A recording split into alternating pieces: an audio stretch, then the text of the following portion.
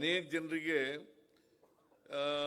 ನಮ್ಮ ಕನ್ನಡದ ಜನ ಇದ್ದಾರಲ್ಲ, ಇಂಗ್ಲಿಷ್ ಭಾಷೆಯಲ್ಲಿ ವಿದ್ಯಾಭ್ಯಾಸ ಕೊಡಿಸ್ಬಿಡ್ತಾರೆ. ಕನ್ನಡ ಬರೆಯೋಕ್ಕೆ ಬರಲ್ಲ ಬಹಳ ಜನರಿಗೆ.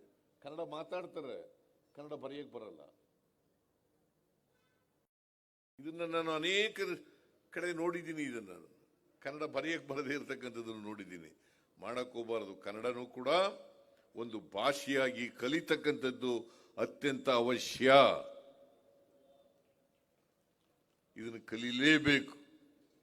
ಕನ್ನಡಿಗರಾದ ನಾವೆಲ್ಲರೂ ಕೂಡ ಕಲಿಬೇಕು ಅಂತಕ್ಕಂಥ ಮಾತುಗಳನ್ನು ಹೇಳಿ ನಮ್ಮೆಲ್ಲರಿಗೂ ಕೂಡ ಈ ಭುವನೇಶ್ವರಿ ತಾಯಿ ಆಶೀರ್ವಾದವನ್ನು ಮಾಡಲಿ.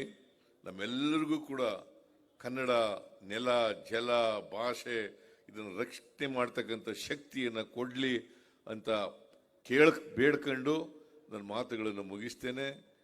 ಜೈ ಹಿಂದ್, ಜೈ ಕರ್ನಾಟಕ, ಜೈ ಕನ್ನಡ ಮಾತೆ, ಜೈ ಭುವನೇಶ್ವರಿ. ಆಮೇಲೆ ನಮ್ಮ ತಂಗಡಿಗೆಯವರು ಚೀಟಿ ಕೊಟ್ಟಿದ್ದಾರೆ ಒಂದು.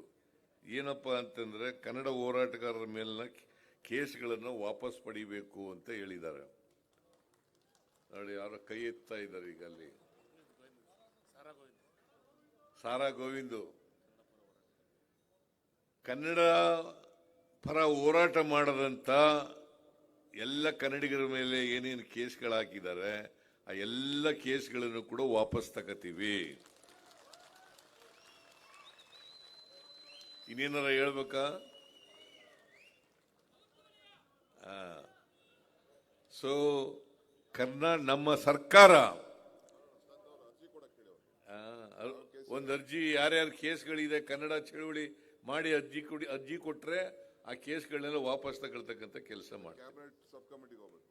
ಅದು ಯಾಕಂದ್ರೆ ಒಂದು ಕ್ಯಾಬಿನೆಟ್ ಸಬ್ ಕಮಿಟಿ ಮಾಡಿದ್ದೀವಿ. ಗೃಹ ಇಲಾಖೆ ಸಚಿವರ ಅಧ್ಯಕ್ಷತೆಯಲ್ಲಿ ಒಂದು ಕ್ಯಾಬಿನೆಟ್ ಸಬ್ ಕಮಿಟಿ ಮಾಡಿದ್ದೀವಿ. ಅದ್ರ ಮುಂದೆ ಅರ್ಜಿ ಕೊಟ್ರೆ ಆ ಕೇಸ್ಗಳನ್ನೆಲ್ಲ ಕ್ಯಾಬಿನೆಟ್ನಲ್ಲಿ ಇಟ್ಟು ವಾಪಸ್ ತಗೊಳ್ಳಿಕ್ಕೆ ಅನುಕೂಲ ಆಗ್ತದೆ. ನಮ್ಮ ಸರ್ಕಾರ ಕನ್ನಡಕ್ಕೆ ಅಗ್ರಸ್ಥಾನವನ್ನು ಕೊಡ್ತೇವೆ.